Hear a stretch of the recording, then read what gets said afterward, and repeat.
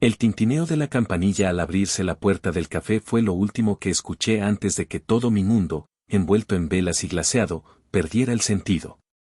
Era mi cumpleaños, y yo misma había pagado aquella mesa estrecha contra la ventana empañada, con un pastel modesto que olía a vainilla y un cuchillo demasiado brillante para un momento tan íntimo. Mi madre sonreía como si fuera un trofeo recién pulido. Mi padre la acompañaba con su rictus de cordialidad entrenada. Mi hermano mayor, Eric, sostenía su vaso como si no supiera dónde poner las manos, y su esposa miraba la carta de postres con el falso interés de quien preferiría estar en cualquier otra parte. Yo me repetía que este año sería distinto, menos tensión, menos silencios afilados, más aire. Me mentía. Fue un susurro, apenas un hilo de voz que se deslizó por la mesa, lo suficientemente claro como para encontrarme a mí, lo suficientemente discreto como para fingir que no existió. Mi madre inclinó la cabeza, sin perder la sonrisa, y le dijo a Eric, mientras todos están aquí, ve a cambiarle la cerradura. Sentí el golpe en el pecho como si alguien hubiera empujado la mesa contra mí. Mi padre asintió, casi imperceptible, con el gesto cómplice de quien aprueba una cirugía menor. No me dieron lugar a preguntar, no me ofrecieron una explicación envuelta en buenas maneras. Eric solamente dejó el vaso, recogió sus llaves y se levantó con una obediencia que me recordó a cuando tenía 12 años y corría a apagar la luz porque mamá lo ordenaba desde la escalera. Su sombra desapareció detrás de la campanilla, que volvió a sonar, alegre, como si celebrara la obediencia. Seguí sonriendo, porque en mi familia la sonrisa es un billete con el que se pagan deudas viejas. Soplé las velas con una rapidez casi ridícula, partí el pastel en porciones cuidadas y acerqué platos a manos que no se estiraban. Mi madre me sostuvo la mirada con esa ternura que siempre llega después del golpe, como la crema que intenta cubrir la grieta en el bizcocho. Había aprendido a no pedirle razones. Había aprendido a respirar por encima de las preguntas. Quise decir algo ligero, una broma, una anécdota del trabajo, cualquier cosa que pusiera una cortina entre ellos y yo. No pude. La palabra cerradura rebotaba en mi cabeza con la exactitud de un martillo. El café olía a café de verdad, de esos que se extraen lentamente, y a mantequilla tibia. Afuera caía una llovizna obediente al otoño. La gente reía en otras mesas sin historia. Yo intentaba desatar el hilo de lo que acababa de oír. Cambiar mi cerradura. En mi cumpleaños. Como si yo fuera una puerta descompuesta, un sistema que hay que resetear a espaldas de su dueña. Recordé el día en que les di una copia de la llave, para emergencias, por si me pasaba algo cuando Noah estaba conmigo. Yo, creyendo en la lógica del cuidado. Ellos, practicando la gramática del control. El tiempo, que a veces camina con muletas, se volvió, de repente, atleta. Eric tardó menos de lo que debía y también más de lo que esperaba. Cuando regresó, ya no llevaba su rostro de hijo aplicado. Estaba pálido, como si hubiera visto su infancia encogerse al tamaño de una cerradura rota. Su esposa se tensó en la silla. Mi madre dejó el tenedor en el plato con un sonido tan limpio que se me hizo cuchilla. ¿Lo hiciste?, preguntó con impaciencia de directora de orquesta que no tolera el retraso de un violín. Eric tragó saliva y no me miró. No necesitaba mirarme para explicarme el mundo. Dijo que había cinta policial en mi puerta. Cada tenedor se detuvo, y el café, tan cálido, se transformó en un pasillo hospitalario. Sentí primero el vacío y luego el ruido de la sangre en las sienes. Nadie habló. El silencio se trepó a nuestras copas, a las migas de pastel, a mi nombre. Entonces vibró mi teléfono sobre el mantel, temblor que se me metió en la muñeca. Un número desconocido, un mensaje breve, exacto, la policía de Seattle me pedía que me comunicara de inmediato respecto a mi apartamento. No alcancé a procesar el orden del universo, así que hice lo único que sabía hacer cuando la casa se incendiaba y todos aseguraban que olía a lavanda, me levanté. Dejé la porción de pastel intacta, aún con su borde perfecto, y crucé el café sin despedirme, sin pedir cuentas. La campanilla volvió a sonar y, por un instante, la calle me ofreció su aire húmedo como si fuera un salvavidas. Lo primero que falló fueron mis manos. Me temblaban. Las llaves se me resbalaron 2 veces antes de que el auto se dignara a abrirse. Conduje como se conduce después de un golpe menor, aparentando normalidad, dejando que la mente, por pudor, no se asome demasiado a la herida. Las luces de la ciudad se alargaban en la lluvia y, en ese espejo, vi mi propia cara desdibujada, como si no me perteneciera. Pensé en Eric, en su obediencia atornillada. Pensé en mi madre, en la serenidad con que dicta pequeñas sentencias. Pensé en Noah, en su cepillo de dientes azul junto al mío, en la copa de plástico que siempre dejo a secar en la repisa. El mundo se reduce a estos objetos cuando el miedo prepara su habitación. A 2 cuadras de mi edificio el paisaje cambió de idioma, azul y rojo parpadeando sobre la vereda, charcos que replicaban la sirena en pequeñas constelaciones. Una cinta translúcida distinguiendo a los que pertenecen de los que observan. Dejé el auto mal estacionado, con el motor encendido, como si ese ruido pudiera proteger algo. Un oficial me interceptó con un paraguas que parecía una excusa. Dije mi nombre y él, en su voz cansada, pronunció el mío con un respeto práctico. Me llevó bajo un toldo y dejó que la lluvia terminara la primera parte del interrogatorio. Me habló de una llamada, de un vecino inquieto, de una puerta forzada. Me aseguró que no faltaba nada, ni la televisión ni la laptop, como si el hecho de permanecer me devolviera la vida previa. Asentí sin entender. Una puerta abierta como una boca. Un apartamento convertido en escenario. Una escena sin robo aparente, solo la violencia de la entrada, la huella de una orden cumplida a golpes. No dije el nombre de mi madre. No dije la palabra cerradura, que todavía me apretaba por dentro. Dije que mi hermano tenía una llave, que tal vez llegó antes, que quizá había sido él, que quizá no. El oficial, con su libreta húmeda, negó despacio. Eric había sido quien llamó. Había visto lo que había visto y retrocedido con el instinto de quien por fin no obedece. Lo enviaron de vuelta. Comprendí entonces que el plan, si lo hubo, se había desviado. Que mientras el café fingía celebración, otra coreografía se bailaba 2 calles más allá. Quise subir. Me explicaron que la escena debía ser procesada, que volvería a entrar a mi casa, pero no aún, que la paciencia es también un tipo de protección. El toldo goteaba con la exactitud de un metrónomo, y pensé que cada gota era una pregunta a la que no estaba lista para responder. ¿Por qué cambiar mi cerradura a escondidas, en mi cumpleaños, aún antes de saber de la cinta policial? ¿Para resguardarme o para expulsarme? El oficial preguntó si tenía enemigos, si algún ex resentido, si un problema en el trabajo. Negué con esa vehemencia que una siempre reserva para la versión que no quiere abandonar. En realidad, si sabía que el enemigo no siempre llega del exterior. A veces tiene nuestra nariz, nuestro apellido, nuestra voz entrenada a decir lo correcto.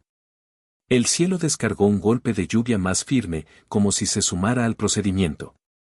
Yo, pegada a un ladrillo frío, respiré hondo. Me miré las manos, la línea temblorosa de mis dedos. Sentí, por primera vez, que la palabra hogar tenía bordes. Que podía romperse. Que quizá ya se había roto. No quise llorar. No quise llamar. No quise volver a la mesa a preguntar por qué. Había una verdad allí arriba, detrás de la cinta, esperando con la paciencia incómoda de las verdades que no se pueden ignorar. Me quedé quieta, escuchando el rumor de las sirenas a lo lejos, como quien aprende a distinguir, en un idioma ajeno, la frase que habrá de cambiarlo todo. Y, aunque todavía no lo sabía, esa frase ya había sido pronunciada en una mesa con pastel y velas, no estaba escrita en ninguna puerta, ni grabada sobre el metal de una cerradura. Sino en la forma exacta en que mi madre dijo ve y en el silencio con que mi padre aprobó. El edificio donde vivía Emily parecía otro esa noche. Bajo el brillo alterno de las luces azules y rojas, las paredes de ladrillo reflejaban un color de sirena, un pulso que hacía temblar el aire húmedo. El viento arrastraba gotas gruesas que rebotaban en el pavimento y se deslizaban por el paraguas del oficial Grant, un hombre joven con ojeras de turno largo y voz entrenada para calmar a los asustados. Cuando la vio acercarse corriendo, empapada, con el abrigo abierto y el miedo en los ojos, alzó la mano como quien detiene el tráfico de una tragedia. Señora Warren, dijo con cortesía seca, soy el oficial Daniel Grant. ¿Podemos hablar bajo el toldo? Emily asintió. El agua le corría por las mangas, y cada palabra que escuchaba sonaba como un eco distante. Su casa. Su puerta. Su hermano. Todo parecía girar en torno a esas tres piezas de una historia que aún no entendía. El oficial miró su libreta, donde la tinta se expandía por la humedad. Explicó despacio, como si cada palabra debiera caer bien alineada para no romperla. Alguien había forzado la puerta de su apartamento. No parecía un robo, la televisión seguía allí, la computadora también, y ningún cajón había sido vaciado. La cerradura estaba destrozada con lo que parecía ser una palanca metálica. La vecina de al lado había escuchado golpes y llamado al 911. Emily sintió que su garganta se cerraba. ¿Mi hermano?, preguntó. Eric tiene una llave. Tal vez vino antes. Tal vez. Grant negó con la cabeza. Su hermano llegó después. Fue él quien llamó a la policía. La frase cayó con el peso de una verdad que se resistía a ser creída. Por un segundo, Emily imaginó a Eric frente a su puerta, con las manos temblando sobre la llave, descubriendo la cinta amarilla que ahora ondeaba bajo la lluvia. Su hermano, el obediente, el que jamás desobedecía una orden de su madre. Algo en esa imagen la desarmó. Grant continuó. Habían acordonado el pasillo, tomado fotografías, recogido muestras de huellas. La puerta no fue abierta con una llave, fue reventada con un golpe seco, violento, preciso. El cerrojo quedó colgando como una costilla rota. No había señales de lucha ni de robo, pero sí de prisa. Emily trató de sostener el hilo de las explicaciones, pero la mente se le llenó de imágenes superpuestas, el café, el pastel, la sonrisa de su madre, el momento en que escuchó aquel susurro. Ve a cambiarle la cerradura. Y ahora la cerradura ya no existía. No entendemos el motivo, prosiguió Grant. Si alguien quería entrar, no se llevó nada. ¿Tenía usted algún conflicto con alguien? ¿Algún exnovio, compañero de trabajo, vecino? Ella negó despacio. No, no había nadie. Su vida era simple, lineal, sin enemigos visibles. Solo su madre, su hermano, su hijo. 3 nombres que nunca habría colocado en la categoría de amenaza. El oficial suspiró. Su radio crepitó en el hombro, una voz femenina apenas audible entre la estática. Él respondió con la calma de quien está acostumbrado a escuchar malas noticias. Emily apenas entendía fragmentos, algo sobre una huella parcial, un posible sospechoso, alguien detenido a pocas calles del edificio. El rostro de Grant cambió. Se puso serio, casi rígido. Señora Warren, dijo con tono más bajo, quizá quiera sentarse. Ella no se movió. El oficial se acercó al patrullero, miró la pequeña pantalla iluminada por la lluvia, y luego volvió bajo el toldo. Tenía los ojos de quien acaba de leer algo que no esperaba. Encontramos huellas en el marco de su dormitorio. No son suyas ni de su hermano. Pertenecen a un hombre llamado Todd Halls. Emily lo reconoció de inmediato. Todd era el sobrino del casero, el técnico que había ido hacía unas semanas a arreglarle el fregadero. Siempre olía a sudor y metal, y tenía esa mirada que nunca se posa del todo en ti, sino un poco detrás, como si buscara algo que no estás diciendo. Él tiene una llave maestra, murmuró Emily. Debe haber entrado con eso. Grant negó otra vez. No usó una llave maestra. Forzó la puerta con una barra. Tenemos video del pasillo. Lo vieron salir empapado, con un bolso al hombro. Cuando lo detuvimos, llevaba una herramienta en la mochila. No tenía objetos robados. No tenía objetos robados. La frase se repitió como un eco extraño, vacío. Si no buscaba dinero, si no buscaba cosas, ¿qué buscaba? Grant bajó la voz. La vecina escuchó el ruido, luego silencio. Creemos que solo entró a un lugar, su habitación. Emily sintió que las rodillas le flaqueaban. Su dormitorio. Su refugio. El espacio donde aún quedaban los juguetes de Noah, las fotos, la ropa doblada en el armario. ¿Y mi hermano? Preguntó con un hilo de voz. ¿Él lo vio? Llegó después, repitió el oficial. Encontró la puerta abierta, la cerradura destruida. No tocó nada. Llamó de inmediato al 911. Emily imaginó la escena con precisión dolorosa, Eric entrando con la orden de cambiar cerraduras, encontrando el desastre, deteniéndose en seco, sin saber si seguir siendo el hijo obediente o el hombre que llama a la policía. La lluvia seguía cayendo con obstinación. Las luces de los autos se reflejaban en la cinta amarilla, dándole el aspecto de una herida viva. Emily miró hacia su ventana, oscura, 3 pisos arriba. Imaginó el interior, el sofá, la lámpara, los juguetes de Noah en el suelo, su taza a medio lavar en la cocina. Todo seguía ahí, intacto, pero ya no le pertenecía.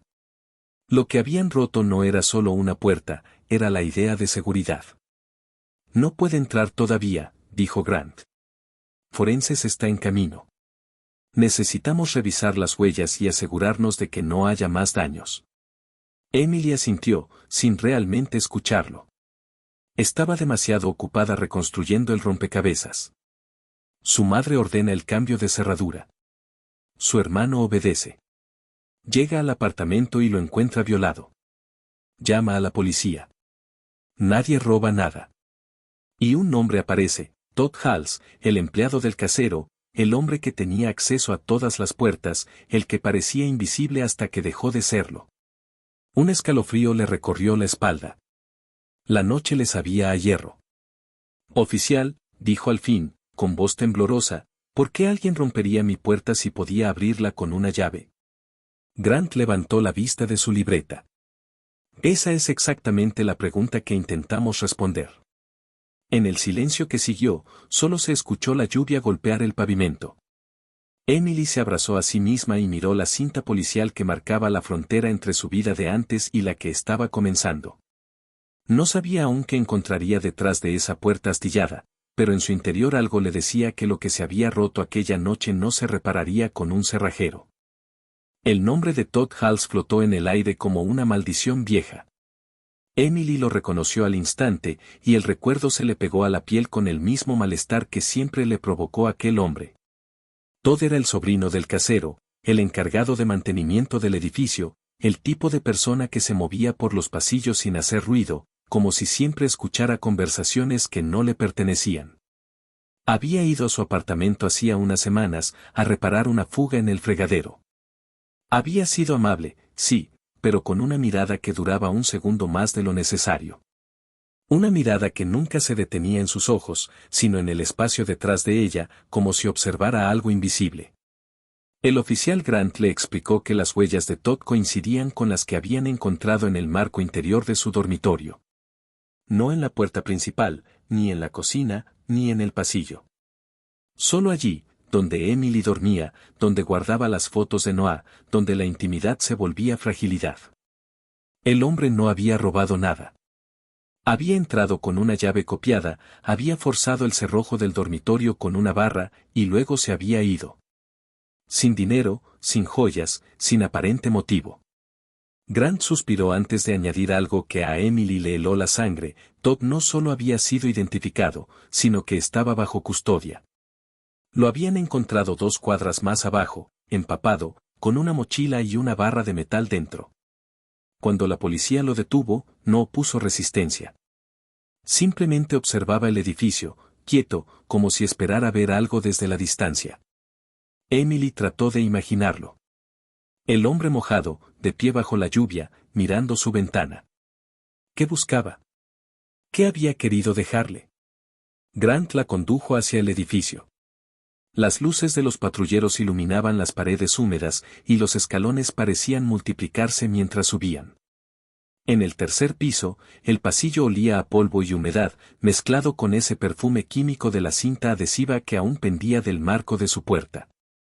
La cerradura estaba destrozada, el metal doblado como una herida abierta.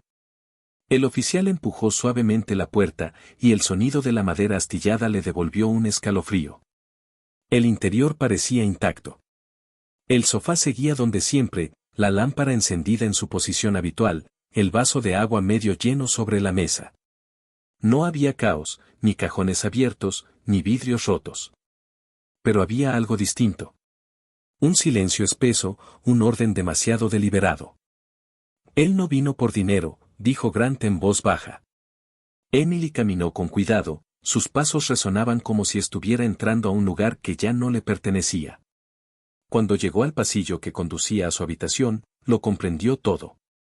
La puerta del dormitorio estaba destruida. No abierta, no forzada, destruida, como si el intruso hubiese querido atravesarla con furia. Las astillas de madera cubrían el suelo y el marco pendía torcido. El oficial la dejó pasar, pero le advirtió que no tocara nada. Emily se detuvo en el umbral. Lo que vio la hizo retroceder un paso.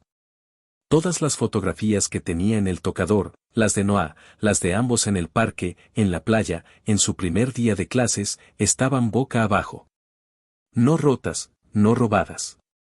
Solo volteadas, una por una, con cuidado. Cada imagen que mostraba su vida había sido invertida, como si el intruso se negara a ver sus rostros o quisiera borrar su existencia. Emily sintió el aire escaparse de su pecho. No era un robo, era una invasión. Una advertencia. Un mensaje. ¿Por qué haría esto? Susurró. Grant observó el cuarto en silencio. No lo sé, respondió. Pero no parece obra de un ladrón. Entonces lo vio. En su mesa de noche, justo al lado de las fotos volteadas, había un sobre blanco. Limpio, sin nombre, sin dirección, sin huellas visibles. El contraste con el polvo del mueble era evidente. Oficial, dijo Emily, señalando el sobre. Grant sacó un guante de su bolsillo y lo abrió con cuidado. Dentro había una hoja doblada. La despegó lentamente, y el sonido del papel fue el único ruido en el cuarto. En el centro, una frase mecanografiada. Dile a tu madre que la verdad siempre vuelve a casa. El silencio que siguió fue insoportable. Emily sintió que el piso se movía bajo sus pies. Su madre. Otra vez su madre. Grant la miró con precaución, como si midiera cada palabra antes de pronunciarla. ¿Tiene idea de lo que significa esto? Preguntó. Emily negó, aunque dentro de sí algo se movía. El susurro en el café. La orden de cambiar la cerradura. La mirada de su padre, el asentimiento silencioso. Todo comenzaba a encajar en un patrón que daba más miedo que alivio. Él no entró por usted, dijo Grant. Entró por algo que le pertenece a su madre. Emily apenas podía respirar. Las fotos volteadas, la puerta destrozada, el sobre en su mesa de noche, todo parecía una escena diseñada no para robar, sino para comunicar. Un lenguaje oscuro que usaba su vida como lienzo. El oficial siguió tomando notas, pero ella apenas lo escuchaba. Su mente viajaba de vuelta al café, a la sonrisa falsa de Patricia Warren, al momento exacto en que la palabra cerradura dejó de significar protección. Ahora entendía. Su madre no quería excluirla por capricho. Quería evitar que algo, o alguien, llegara antes que ellos. Dile a tu madre. No dile a la policía, no dile a tu familia, sino a tu madre. El mensaje era directo, personal, y estaba dirigido a la mujer que había pasado media vida manipulando puertas ajenas, físicas y emocionales. Grant dobló la nota y la guardó en una bolsa plástica. Esto cambia las cosas, dijo. Si este hombre conoce a su madre, necesitamos saber por qué. Emily no respondió. Su garganta era una piedra. En su mente, la frase se repetía una y otra vez, hasta convertirse en eco, la verdad siempre vuelve a casa. Y aunque no entendía qué verdad era esa, algo en su interior le decía que cuando regresara, no vendría sola. El dormitorio de Emily parecía congelado en el instante exacto en que la normalidad se detuvo. No había caos, ni objetos tirados, ni ventanas rotas. Solo un silencio que pesaba como una presencia invisible. La lámpara del buró seguía encendida, bañando la habitación con una luz amarillenta y temblorosa. Pero algo estaba fuera de lugar. Lo sintió incluso antes de entenderlo. Caminó despacio, con el corazón latiendo como un golpe en el pecho, y sus ojos fueron captando el detalle que el miedo había querido disimular. Las fotografías. Todas las fotografías estaban boca abajo. Cada marco, cada retrato, cada pequeño recuerdo cuidadosamente ordenado en la repisa. Eran imágenes de ella y Noah, su hijo, momentos que componían su vida en fragmentos de papel, la sonrisa sin dientes en su primer día de escuela, el disfraz de astronauta, la tarde en que lo cargó en brazos bajo los árboles del parque. Todo eso, cada instante feliz, ahora yacía oculto, volteado con una precisión casi ritual. No estaban rotas, ni sucias, ni desplazadas. Solo invertidas. El vidrio frío de los marcos brillaba bajo la luz, como si devolviera una mirada muda. Era una escena de orden deliberado, una especie de advertencia hecha con manos tranquilas. Emily sintió un escalofrío subirle por la espalda. No era un robo. Era una invasión emocional. Una forma de entrar en su mundo sin tocarlo, de dejar un mensaje que solo ella podía entender. Aquello no tenía que ver con dinero ni con venganza casual. Era algo más íntimo, más retorcido. ¿Qué clase de persona haría algo así?, murmuró, apenas audiblemente. El oficial Grant no respondió enseguida. Caminó hacia la ventana, observó la habitación con el gesto analítico de quien ha visto demasiadas escenas, pero aún así reconoce una distinta. Esto no es casual, dijo al fin. Quien hizo esto sabía exactamente qué quería comunicar. Emily apretó los brazos contra el cuerpo. No podía dejar de mirar una de las fotografías en particular, la que había estado sobre la mesa de noche. Era su favorita, ella abrazando a Noah en la playa, los dos riendo mientras el viento les alborotaba el cabello. Ahora el marco reposaba invertido, el rostro de su hijo oculto bajo el vidrio. Algo en esa imagen silenciada le provocó una punzada profunda. Él, empezó a decir, pero su voz se quebró. Él tocó todo lo que es mío. Grant asintió despacio. No robó nada, repitió. Pero quiso que usted lo supiera. Emily se acercó al tocador y se agachó para observar el suelo. Las astillas de la puerta aún crujían bajo sus pies. Notó que una de las fotografías había caído del borde del mueble. La recogió con cuidado, era Noah, con su mochila roja, sonriendo frente a la puerta de su colegio. Detrás del vidrio, la sonrisa parecía más lejana, más frágil. La colocó de nuevo sobre el tocador, con el retrato hacia arriba, desafiando el gesto del intruso. Era un acto pequeño, casi infantil, pero en ese instante se sintió como un acto de resistencia. El aire olía a polvo, a madera rota, a algo metálico. Emily imaginó al hombre dentro de esa habitación, su respiración, sus pasos lentos, sus manos volteando una a una las fotografías con un cuidado que resultaba más cruel que si las hubiera destruido. No había rabia en aquel gesto, sino intención. Esto fue personal, dijo finalmente. Muy personal. El oficial anotó la observación sin levantar la vista. A veces lo es, contestó. Cuando alguien quiere asustar sin dejar heridas visibles. Emily se giró hacia él, con la voz cargada de una mezcla de miedo y lucidez. No fue a mí a quien quiso asustar, dijo. Fue a mi madre. Grant levantó la mirada. Ella señaló el sobre que aún reposaba sobre la mesa de noche, ya guardado en una bolsa plástica. La nota lo dice. Dile a tu madre que la verdad siempre vuelve a casa. No me eligió por casualidad.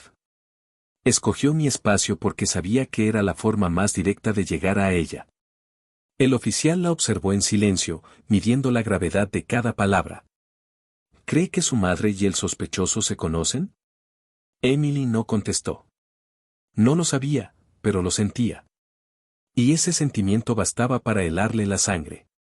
Se apoyó en el marco roto de la puerta, mirando el desastre con un desconcierto mudo.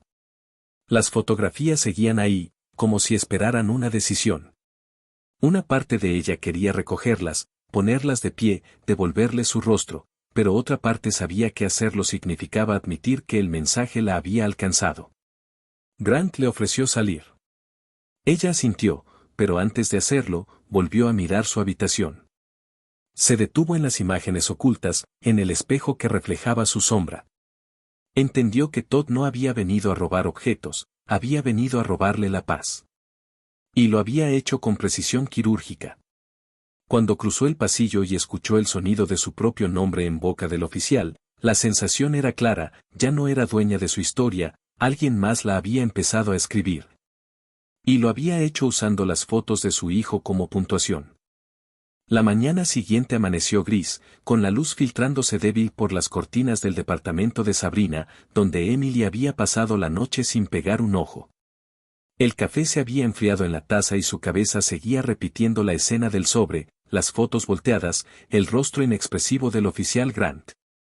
Había jurado no mirar el teléfono, pero no pudo evitarlo. 9 llamadas perdidas. 7 de su madre, una de su hermano y otra de un número desconocido. Al ver el icono del buzón de voz, algo dentro de ella supo que ese mensaje no traía consuelo. Respiró hondo y presionó el botón de reproducción. La voz de Grant emergió entre estática y cansancio. Señora Warren, soy el oficial Daniel Grant. Son las 5:30 de la mañana. Disculpe la hora, pero tenemos una actualización. Procesamos a Todd House. No ha querido hablar sobre la nota, pero conseguimos una orden judicial para revisar sus movimientos financieros. Hubo una pausa, un breve roce de papeles. Encontramos una transferencia a su cuenta bancaria. $5,000, realizada hace una semana. El remitente es una Patricia Warren. La transacción figura con la descripción Maintenance. El silencio posterior fue peor que cualquier palabra. Grant continuó, con esa calma profesional que usa quien sabe que está diciendo algo que va a romperle el mundo a alguien. Creemos que su madre le pagó. Dado el mensaje que dejó y la fecha del pago, sospechamos que lo contrató para recuperar algo de su departamento. Algo específico. El mensaje terminó con una solicitud, que lo llamara en cuanto escuchara la grabación. Pero Emily no lo hizo. El teléfono se le resbaló de las manos y cayó sobre la alfombra, quedando boca abajo, como las fotografías de la noche anterior. Durante varios segundos se quedó inmóvil, escuchando su propia respiración entrecortada, tratando de procesar lo imposible. Su madre, Patricia Warren, la misma mujer que la había mirado con dulzura fingida entre el pastel y las velas, había pagado al hombre que irrumpió en su casa. El mismo que había tocado las fotos de Noah, que había destruido la puerta de su dormitorio. La palabra maintenance flotaba en su mente como una burla. No era mantenimiento, era manipulación. Un contrato encubierto, disfrazado de servicio, como todo lo que su madre hacía. Se levantó del sofá despacio. El cuerpo le temblaba, pero su mente, de pronto, estaba helada. Todo cobraba un nuevo sentido. Su madre nunca quiso cambiar la cerradura para protegerla. Quiso entrar. Quiso recuperar algo. ¿Pero qué? Recordó la carpeta en el ático. Aquella caja polvorienta que decía Emily Warren Property Trust. Recordó los documentos con su firma falsificada, los nombres de cuentas bancarias extranjeras, las propiedades a su nombre que nunca había visto. Recordó cómo había tomado fotos con el móvil por puro instinto. En su momento creyó que era paranoia, ahora comprendía que había sido supervivencia. Su madre sabía que ella lo había visto. Lo sabían desde el día que bajó del ático fingiendo normalidad. Y ahora, aquella verdad dormida se había convertido en peligro. Miró el teléfono aún sobre la alfombra. La pantalla se había apagado, pero su mente seguía oyendo la voz del oficial, la contrató para recuperar algo de su departamento. Ese algo era lo que había escondido entre sus cosas sin siquiera darse cuenta. No un objeto, sino la evidencia de una mentira familiar. De pronto, todo encajaba con una precisión aterradora. La orden en el café. La llave. El hermano obediente. Todd con el sobre. El mensaje en su mesita de noche. Dile a tu madre que la verdad siempre vuelve a casa. Todd no era solo un intruso. Era un emisario. Un mensajero enviado por una mujer que creía controlar incluso las paredes. Pero el mensaje no venía de él. Venía de la misma verdad que Patricia había intentado enterrar. Emily se llevó las manos a la cara, pero no lloró. No podía. Las lágrimas eran un lujo para quien todavía conservaba inocencia. Ella ya no la tenía. Su madre había cruzado una línea que no admitía regreso. Y mientras el reloj marcaba las 6 en punto, una certeza se instaló en su pecho: si Patricia había pagado $5,000 para recuperar algo de su apartamento, era porque lo que estaba escondido allí valía infinitamente más que el dinero. Valía su reputación. Su poder. Su máscara. Emily encendió el teléfono. No llamó al oficial. No llamó a Eric. No llamó a su madre. Solo abrió la galería y buscó las fotos del ático. Las imágenes aparecieron una a una, iluminando la pantalla: los documentos, las firmas, los sellos. La evidencia que su madre había querido borrar. Algo era esto. La prueba. La verdad que, efectivamente, había vuelto a casa. El recuerdo del ático llegó como una punzada helada, nítido y repentino. Emily lo había intentado enterrar, como quien deja una caja en lo más profundo de la memoria, pero ahora todo cobraba un sentido que la obligaba a revivirlo. Fue hacía apenas un mes, una tarde de sábado anodina. Había ido a casa de sus padres para buscar una caja con ropa vieja de Noah. Su madre estaba en el jardín, su padre encerrado en su despacho como siempre. El aire olía a madera seca y a polvo, ese olor antiguo que solo tienen los lugares donde se esconden demasiados secretos. Subió la escalera del ático con una linterna en la mano, apartando telas de araña y cajas marcadas con rotuladores desvaídos. Entre las cajas de adornos navideños y álbumes familiares encontró una que no recordaba haber visto nunca. Era de cartón grueso, con una etiqueta escrita en letra apurada: That's Business Files. No tenía por qué abrirla. No había ido por eso. Pero algo, una curiosidad vieja y reprimida, la empujó a hacerlo. Tal vez fue la sensación de que en esa casa nada era exactamente lo que parecía. Quitó la tapa y vio una pila de carpetas ordenadas con precisión enfermiza. En la parte superior, una destacaba por su título: Emily Warren Property Trust. Su propio nombre, en tinta azul, cuidadosamente escrito.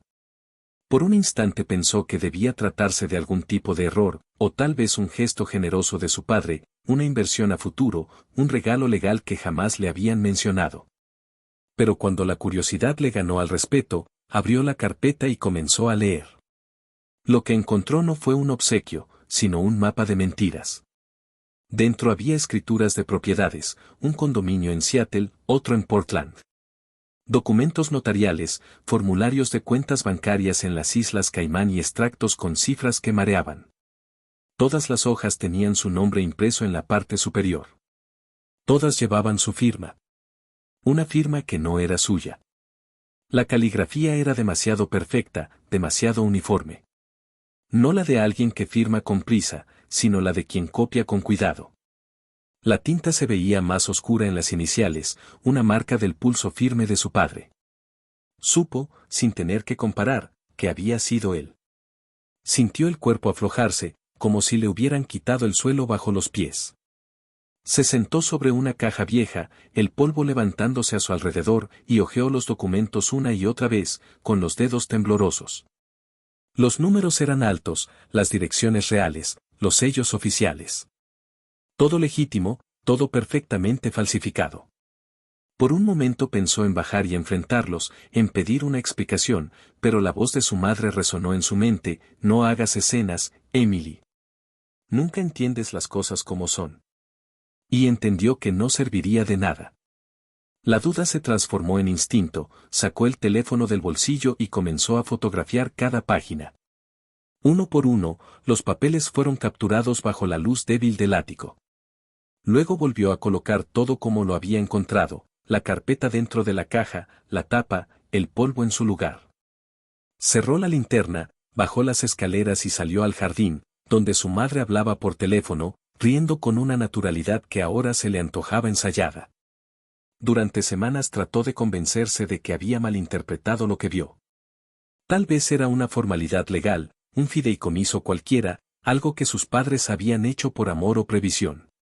Pero la imagen de esas firmas, su nombre escrito por otra mano, se le clavó en la memoria. Era una traición silenciosa, una falsificación convertida en herencia. Ahora, sentada en el sofá de Sabrina, el eco del mensaje del oficial seguía vibrando en su cabeza. Su madre pagó $5,000 a Todd Hals. Comprendió que aquella carpeta era el algo que querían recuperar. Su madre había descubierto que sabía demasiado. Las piezas encajaron con la precisión de un mecanismo cruel. El susurro en el café no era un acto de control, sino de pánico. Ve a cambiarle la cerradura no era una orden doméstica, era una maniobra desesperada para borrar rastros. Su hermano había sido el peón obediente. Todd, el ejecutor. Y ella, la variable que no encajaba. Recordó el polvo pegado a sus manos, la caligrafía de su padre imitando la suya, la manera en que la palabra property parecía subrayar su condición dentro de la familia, propiedad. Habían usado su identidad no solo como escudo, sino como disfraz. Cada firma falsa era una extensión de su silencio, un modo de mantenerla dentro del sistema, útil y dócil. En ese instante, Emily entendió que su descubrimiento no era un accidente. Era una amenaza. Había destapado un secreto que podía arrastrarlos a todos, y su madre, incapaz de perder el control, había hecho lo que siempre hacía, manipular. Compró la obediencia de un desconocido y trató de borrar las huellas con dinero. Pero lo que Patricia no sabía era que su hija guardaba pruebas. Fotografías. Copias digitales. La verdad ya no estaba encerrada en un ático. Estaba en el bolsillo de Emily, en la memoria de su teléfono, lista para estallar. Miró hacia la ventana. La ciudad se despertaba bajo la lluvia, gris y silenciosa. Por primera vez en años, no sintió miedo, sino una calma cortante. Habían usado su nombre para esconder dinero. Ahora usaría ese mismo nombre para destruir la fachada perfecta de su familia. El ático, la caja, la firma, la voz de su madre. Todo formaba parte del mismo rompecabezas. Y ella, la pieza que creyeron débil, acababa de descubrir que tenía el poder de desarmarlo. Emily pasó todo el día preparando el escenario de su enfrentamiento. Su departamento, ahora con una nueva cerradura reforzada, olía a limpieza y tensión. No era una cena. No era una visita. Era una emboscada emocional. El mensaje que le envió a su madre fue simple, sin adornos: cena. En mi casa. 7 en punto. No más juegos. No hubo duda de que Patricia lo recibiría. 3 puntos suspensivos parpadearon durante unos segundos en la pantalla antes de que llegara la respuesta: está bien. Pero prepárate para la verdad. Durante las horas previas, Emily no comió, no leyó, no encendió la televisión. Dobló la ropa una y otra vez sin motivo, sirvió café y lo dejó enfriar, miró su teléfono sin desbloquearlo. Sabía que no había vuelta atrás. Cuando el reloj marcó las 6:55, el timbre sonó con la precisión de quien no deja nada al azar. La voz de su madre se filtró por el intercomunicador, impaciente, autoritaria. Soy yo. Abre. Emily no contestó. Pulsó el botón y escuchó el eco de los pasos subiendo las escaleras. Rápidos, afilados, como un látigo que corta el aire. Cuando la cerradura giró, su madre intentó abrir la puerta sin golpear. No pudo. Golpeó 3 veces, seca, irritada. Emily esperó un segundo más antes de girar el cerrojo. Patricia Warren entró como si el lugar le perteneciera. Llevaba un conjunto impecable, el perfume habitual, la postura erguida de quien nunca ha pedido permiso. Su mirada recorrió el espacio con escrutinio, hasta detenerse en el nuevo cerrojo brillante. ¿Qué hiciste?, preguntó, sin saludar. Cambié las cerraduras, respondió Emily, firme. Como querías. La mujer frunció el ceño y dejó el bolso en el sofá. No deberías haber involucrado a la policía, dijo. Emily sostuvo su mirada. Tú no deberías haber contratado a un criminal. El silencio se estiró. La máscara de Patricia no se rompió, pero algo en sus ojos se endureció. No sé de qué hablas, dijo finalmente. Ese muchacho, Todd, vino a arreglar tu lavavajillas. Es un irresponsable. Segaramente conservó una llave y... No usó una llave, la interrumpió Emily, con voz fría. Usó una palanca para romper mi puerta. Y la policía tiene un registro bancario. $5,000 transferidos desde tu cuenta. Memo, mantenimiento. Bastante caro para un lavavajillas, ¿no crees? La habitación se llenó de un silencio tenso, como si el aire esperara una explosión. La postura de Patricia cambió. Dejó de fingir sorpresa. Se sentó en el sofá, rígida, con las manos cruzadas. No entiendes lo que está en juego, dijo al fin, con un tono bajo, cansado. Entonces haz que entienda, replicó Emily. Esos papeles, respondió Patricia, sin rodeos. Los encontraste en el ático, ¿verdad? No tenías que hacerlo. No te pertenecen. Tienen mi nombre. Porque era necesario. Tu padre, su voz se quebró apenas perceptible, hizo cosas que tú no puedes comprender. Todo era por protegerte. Emily rió, seca. ¿Protegerme? ¿De qué? ¿De saber que falsificaron mi firma para esconder dinero sucio? ¿De qué usaron mi identidad para ocultar cuentas en el extranjero? Patricia se incorporó de golpe. Baja la voz. No sabes con quién estás jugando. Sé exactamente con quién, replicó Emily. Con la mujer que mandó a romper mi puerta y a voltear las fotos de mi hijo como amenaza. El rostro de su madre cambió. Ya no había frialdad, sino una furia contenida. Eres tan melodramática como siempre. Nunca entiendes la complejidad de las cosas. Emily dio un paso atrás y, con disimulo, encendió el grabador de voz de su teléfono. Lo dejó sobre la encimera, boca abajo, la pantalla oscura.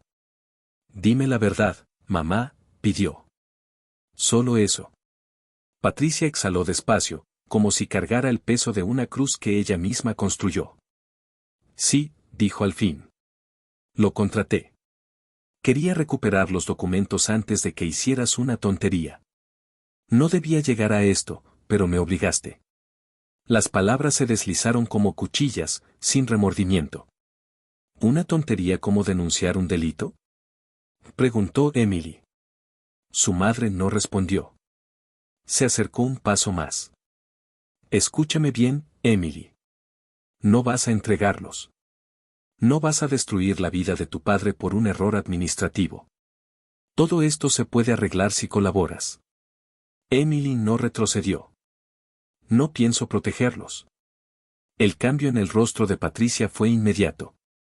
La expresión maternal se evaporó. En su lugar apareció algo más crudo, más antiguo. Entonces me obligas a hacerlo por las malas. Emily sintió un nudo en el estómago. ¿Qué vas a hacer? Tienes un hijo, dijo su madre con una calma terrible. Un niño que depende de ti. Y de lo que digan los demás sobre ti. Puedo hacer que los servicios sociales te visiten mañana mismo. Puedo decirles que estás inestable, que abusas de medicamentos, que te involucraste en los negocios de tu padre. ¿Quién crees que les parecerá más creíble, tú o yo? La amenaza cayó como un golpe seco. Emily se quedó sin aliento. No había gritos, no había lágrimas. Solo esa frialdad metódica que su madre siempre usaba para ganar. ¿Me quitarías a Noah? Preguntó con la voz temblorosa. Lo protegería, contestó Patricia. De ti, si es necesario. Estás confundida, estás obsesionada. Has dejado que la rabia te ciegue. No entiendes que esto no es solo un error fiscal. Es una familia. Y tú estás a punto de destruirla. Emily se inclinó lentamente hacia el teléfono, disimulando el temblor de sus manos. El micrófono seguía grabando. ¿Y si no lo hago? Preguntó. Entonces haré lo que tenga que hacer, dijo Patricia. Y te aseguro que no saldrás bien parada. El silencio que siguió fue tan denso que hasta la respiración sonaba violenta. Emily la observó, con el rostro endurecido. Ya no veía a una madre, sino a una mujer dispuesta a incendiar todo para conservar su poder. Siempre lo mismo, murmuró Emily. Cuando no puedes controlar algo, lo destruyes. Patricia levantó la barbilla, con esa mezcla de desprecio y triunfo que usaba cuando ganaba una discusión. No destruyo. Protejo. Te proteges, corrigió Emily. A ti y a papá. Pero esta vez no. Esta vez no puedes callarme. Su madre sonrió, helada. Oh, querida. Siempre puedo. Fue entonces cuando Emily supo que aquella conversación no era solo un enfrentamiento, era una declaración de guerra. No levantó la voz. No se movió. Solo la dejó hablar, dejarlo todo grabado. Cada amenaza, cada palabra calculada. Porque por primera vez, su madre no sabía que la verdad, la suya, ya estaba grabando. El amanecer llegó sin ruido, envuelto en un cielo pálido que parecía no querer comprometerse con el sol.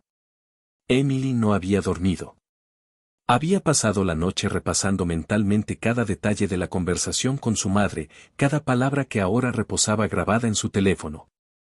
La voz de Patricia, serena y cruel, seguía resonando como un eco en su cabeza: haré lo que tenga que hacer. Pero Emily ya no temblaba. No sentía miedo, sino una claridad nueva, punzante, casi serena. Sabía lo que debía hacer. Metió la carpeta de documentos en su mochila. Era pesada, no solo por el papel, sino por todo lo que representaba, los años de manipulación, de mentiras cuidadosamente redactadas con membretes legales. Junto a ella guardó el sobre con la nota de Todd Hals: dile a tu madre que la verdad siempre vuelve a casa, y su teléfono, donde la grabadora guardaba el archivo de audio más importante de su vida. El trayecto hasta la sede de la División de Delitos Financieros fue silencioso. Las calles aún húmedas reflejaban los edificios como si la ciudad entera flotara sobre una verdad invertida. Aparcó sin pensar, respiró profundo y se obligó a entrar. El oficial Grant la esperaba junto al ascensor. Ya no vestía uniforme, llevaba un traje arrugado, camisa sin corbata y los ojos cansados de quien ha pasado la noche leyendo informes. Señora Warren, dijo, estrechándole la mano con una calidez sincera. Gracias por venir. Tenemos una sala lista para usted. El pasillo olía a café viejo y papel archivado. La llevó a una habitación pequeña, sin ventanas, con una mesa metálica y 4 sillas. Era un lugar donde la verdad se volvía evidencia. Emily se sentó frente a él. Traje lo que me pidió, dijo, abriendo la mochila. Sacó la carpeta primero, la colocó sobre la mesa y la empujó hacia él. Luego el sobre, todavía con el pliegue original. Finalmente, dejó su teléfono encendido, con el archivo de voz listo para reproducirse. Aquí está todo. Los documentos, la nota y la grabación de anoche. Grant alzó una ceja, sorprendido, y abrió la carpeta. Leyó las primeras páginas. Su expresión se transformó lentamente, pasando del escepticismo al asombro. ¿Esto tiene su nombre?, preguntó, aunque ya conocía la respuesta. Sí. ¿Y mi firma? Pero no es mía. El oficial hojeó con cautela: escrituras de propiedad, cuentas bancarias, transferencias internacionales, firmas perfectamente falsificadas. Cada hoja era una confesión sin palabras. Esto no es un simple fraude familiar, dijo, casi para sí mismo. Es una estructura de ocultamiento. Propiedades a nombre de terceros, cuentas en el extranjero, documentos falsificados. Emily asintió. Usaron mi identidad para esconder dinero. Cuando lo descubrí, intentaron borrar las pruebas. Grant siguió leyendo. Llegó al documento que contenía el número de cuenta en las Islas Caimán y soltó un silbido bajo. Luego tomó el sobre, lo abrió con cuidado y leyó la nota mecanografiada. Dile a tu madre que la verdad siempre vuelve a casa. Repitió en voz alta. Parece que el hombre que la escribió sabía demasiado. Todd House, confirmó Emily. Mi madre le pagó para irrumpir en mi apartamento. Pero algo salió mal. Creo que él la estaba extorsionando. Grant asintió con lentitud.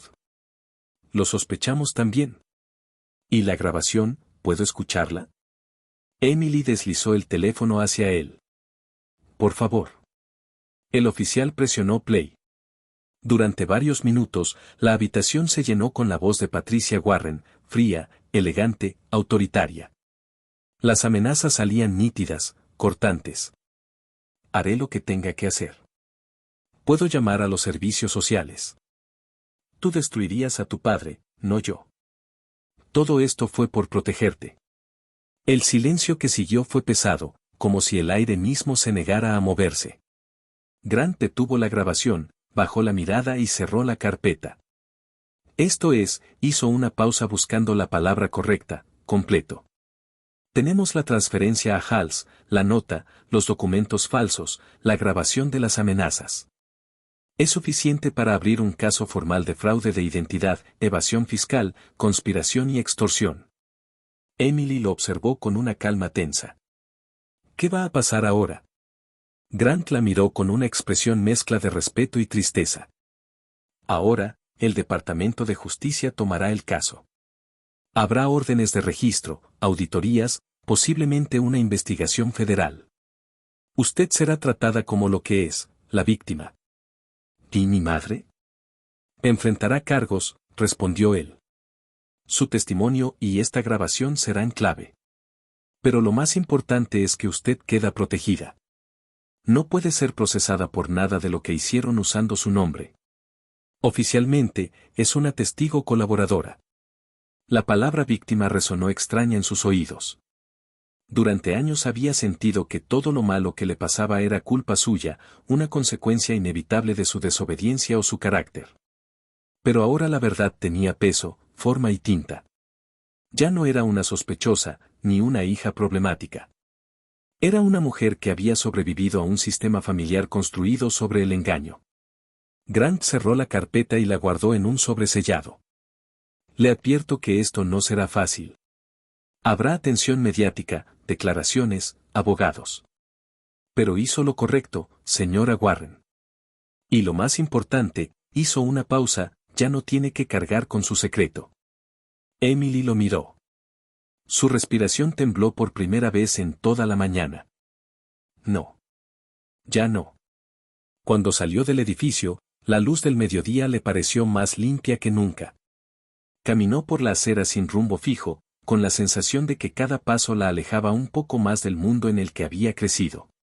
Ya no era la hija obediente, ni la mujer que necesitaba permiso para respirar. Era la testigo de una verdad que por fin tenía dueño, ella misma.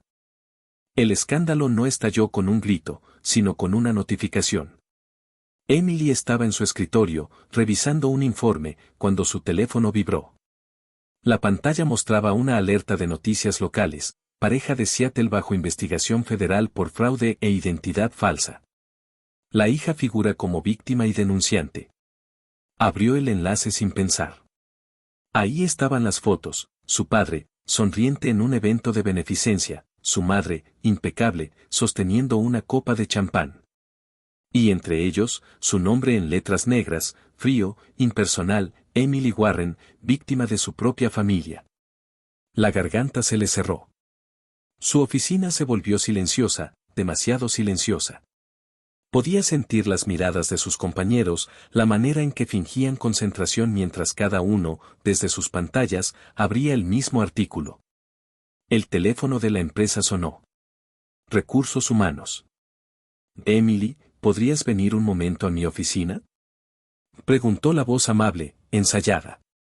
Cruzó el pasillo sintiendo que caminaba entre dos mundos, el viejo, donde aún era una profesional cualquiera, y el nuevo, donde su apellido era una noticia. La jefa de recursos humanos la recibió con un gesto de lástima cuidadosamente controlado. Queremos asegurarnos de que estés bien, dijo. Sabemos que esto debe ser difícil. Emily asintió. El artículo dice la verdad, respondió sin rodeos. Fui yo quien lo denunció. La mujer se quedó muda, sin saber si debía admirarla o temerle. Puedes tomarte el resto de la semana, dijo finalmente. O más, si lo necesitas. Emily agradeció y salió. No miró a nadie. Caminó hasta su auto y condujo sin rumbo hasta el colegio de Noah. Llegó antes de la hora de salida y se estacionó frente al portón. Ver a los niños correr bajo el sol le devolvió, por un instante, algo parecido a la calma. Pero la calma no duró. Los días siguientes fueron una avalancha. Su padre, Mark Warren, renunció a su firma con un comunicado breve, motivos personales.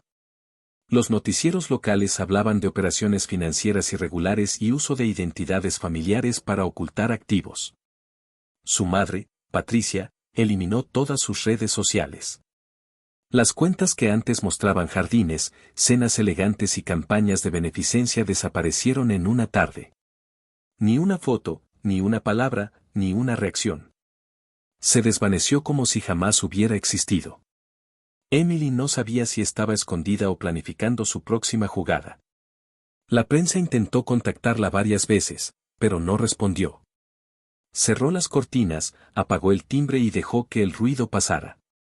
Sabía que los titulares la habían convertido en símbolo de algo, la hija que delató a sus padres.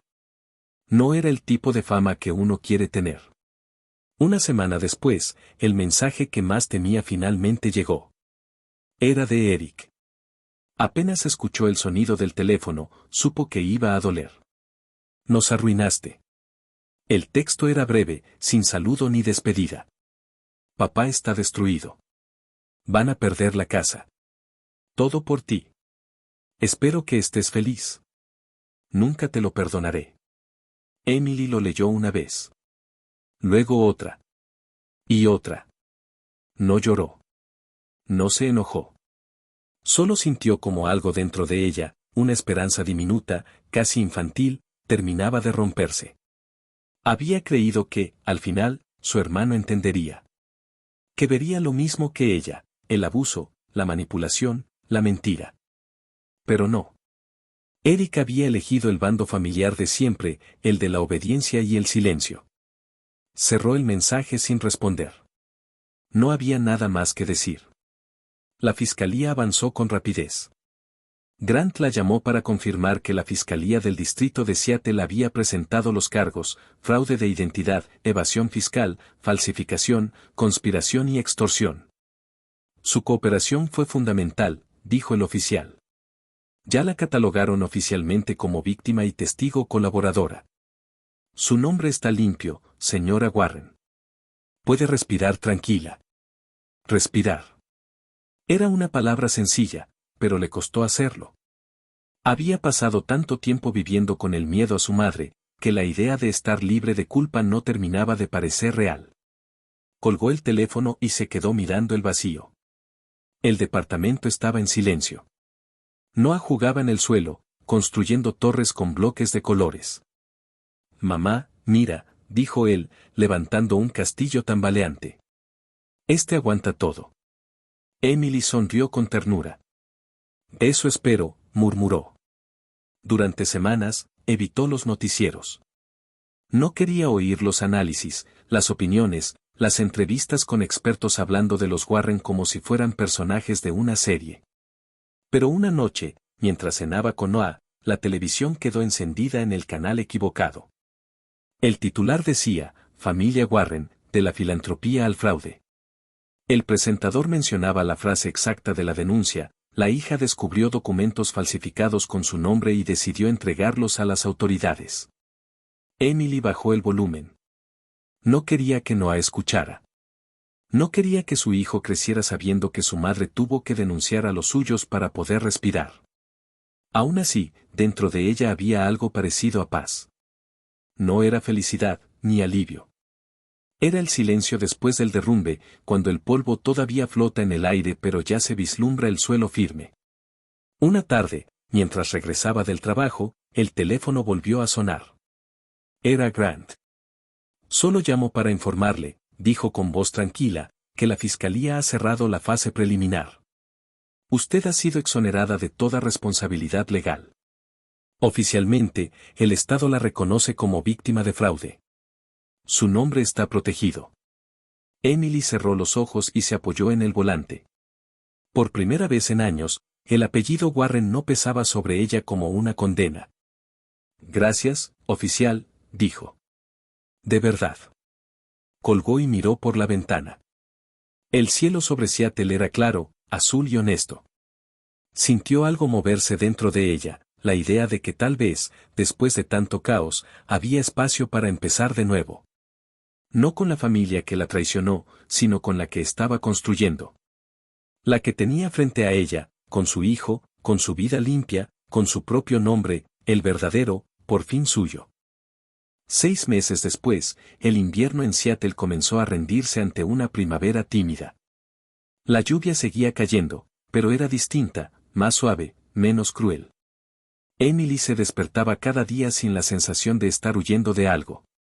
Su vida, poco a poco, había aprendido a moverse sin miedo. El juicio terminó casi en silencio, sin el espectáculo mediático que todos habían pronosticado. Su padre, Mark Warren, aceptó un acuerdo con la fiscalía. Se declaró culpable de fraude y falsificación de documentos, lo que le valió 2 años en una prisión federal de baja seguridad. No era un castigo severo, pero fue suficiente para quebrar su imagen de empresario intachable. Las revistas que antes lo mostraban como filántropo dejaron de nombrarlo. Los colegas que solían llamarlo visionario ahora evitaban su apellido. Su madre, Patricia, también negoció su destino. La grabación de sus amenazas, junto con la transferencia bancaria a Todd Halls, la condenaron sin necesidad de juicio. El juez fue claro: 5 años de libertad condicional, una multa exorbitante y una orden de alejamiento que le prohibía acercarse a Emily o a Noah. El documento judicial era breve, impersonal, pero Emily lo había leído 1000 veces. No como una victoria, sino como un cierre. No asistió a la audiencia final. No quería verla. Le bastaba con imaginar a Patricia en esa sala, con el mismo porte erguido de siempre, fingiendo dignidad mientras el juez pronunciaba su nombre. Le bastaba saber que, por primera vez, la mujer que tanto la había controlado debía responder ante alguien más que ella. La prensa apenas mencionó el desenlace. La historia ya no vendía titulares. Y eso, para Emily, fue un alivio. La ciudad se acostumbró a su presencia discreta, a su vida sin escándalos. Volvió a su trabajo, retomó sus rutinas, y en las noches preparaba la cena con Noah, que ya había aprendido a romper los huevos para las panqueques sin dejar cáscaras. Noah crecía, y con él crecía también la parte de Emily que había estado dormida. Había pasado tanto tiempo sobreviviendo, que ahora, en la calma, debía aprender a vivir. Una tarde cualquiera, mientras guardaba documentos en su escritorio, vio sobresalir un borde amarillento entre los papeles. Era el documento original del fideicomiso falso, Emily Warren Property Trust. Lo había conservado durante meses, escondido detrás de una carpeta azul. Cada vez que lo veía, recordaba todo lo que había ocurrido. Era su último vínculo con esa historia. Se quedó mirando la hoja por varios minutos. Aún podía reconocer la firma falsificada, la caligrafía exacta de su padre, el trazo tembloroso del intento de imitarla. El papel era una reliquia de su dolor, un recordatorio tangible de lo que había perdido y de lo que había recuperado. Entonces, comprendió que había llegado el momento de soltarlo. Buscó un sobre blanco, lo más simple posible. Metió el documento dentro, lo selló con una franja de cinta adhesiva y escribió con letra firme la dirección. Fiscalía del Distrito de Seattle, División de Delitos Financieros. No añadió nota, ni mensaje, ni despedida. Solo eso. Era su manera de decir: esto ya no me pertenece. Caminó hasta el buzón de la esquina. La mañana era clara, el aire olía a tierra mojada. Sostuvo el sobre unos segundos antes de dejarlo caer por la ranura. Esto termina aquí, susurró. El golpe seco del papel al fondo del buzón fue más liberador que cualquier veredicto. De regreso a casa, Noah la esperaba sentado en la mesa de la cocina, despeinado, con un dibujo entre las manos. Había pintado un sol enorme sobre un campo de flores torcidas. En una esquina, un par de figuras, una mujer y un niño tomados de la mano. ¿Somos nosotros?, preguntó Emily, sonriendo. Noah asintió. Sí. Y este es nuestro nuevo comienzo, dijo, señalando el sol. Mira, brilla más que ayer. Emily lo abrazó con fuerza. Sintió el olor a jabón y a crayones, y supo que todo el peso del pasado se estaba disolviendo. No había castillos, ni herencias, ni apellidos que la definieran. Solo ellos dos, la promesa de una vida sencilla y limpia. Esa noche, invitó a Sabrina y a María, su compañera del trabajo, a cenar. Cocinó pollo al horno con hierbas y sirvió vino barato. Noah, emocionado, pidió beber su refresco en una copa como los adultos. Rieron. Hablaron de películas, del clima, de nada en particular. Y por primera vez en mucho tiempo, la risa de Emily no tuvo doble fondo. Cuando Sabrina propuso un brindis, levantó su copa y dijo con una sonrisa cálida: por la libertad.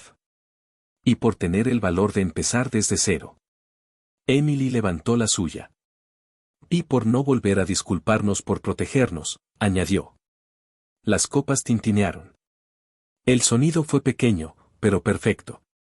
Más tarde, cuando Noah se durmió, Emily se quedó de pie junto a la ventana.